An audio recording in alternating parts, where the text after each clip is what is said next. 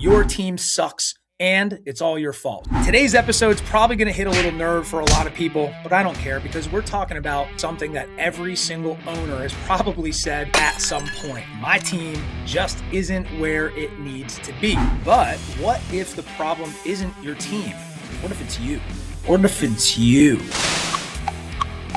Well, today I'm joined by Claire, an operations and executive management leader with over a decade of experience in fast-paced, service-driven industries like construction and emergency restoration. And Claire specializes in bringing structure to chaos. She's building high-performance team, improving systems, and helping companies operate more efficiently in environments where every single second matters. She's led organizational change, improved training and onboarding, and helped companies create scalable systems in industries that are anything but predictable. And best yet, she's built a reputation around a pretty bold idea that I love. Your team sucks and it's all your fault. So today we're going to break it down, what it actually means, where the leaders are getting it wrong, and how fixing this can directly impact your culture, your accountability, and yes, even your ability to grow your business.